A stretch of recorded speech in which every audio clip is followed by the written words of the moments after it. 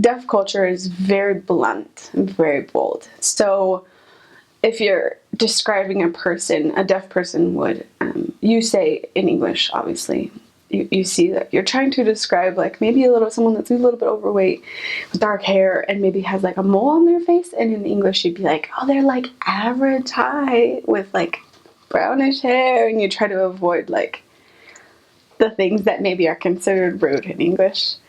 But in deaf culture, it's not rude. It's just what it is. So you'd say the bigger person over there with the mole on their face. You start with the most distinguished features about the person. It's not rude. And that's how it is with the whole culture. It's not rude.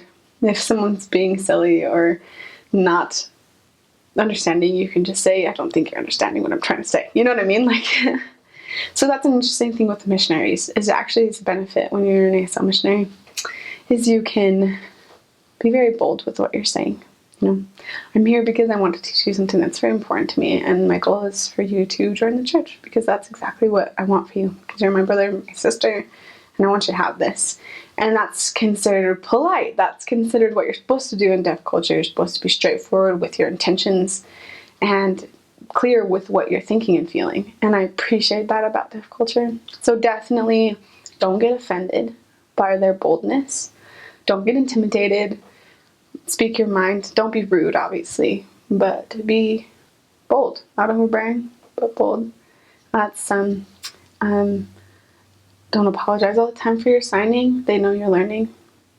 Don't make them feel like they're different, but also do your best to always let them know the conversations that are going on. If you have a chance, don't just ignore them. Don't talk behind their backs. When they're in their room and you're speaking English, when they know you know sign language and you could tell them what's going on, that's not very kind either.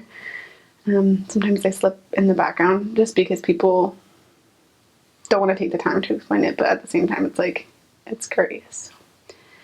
But also at the same time, it's okay to be like, I'm really tired of interpreting and signing, so I'm going to have to take a break. They understand that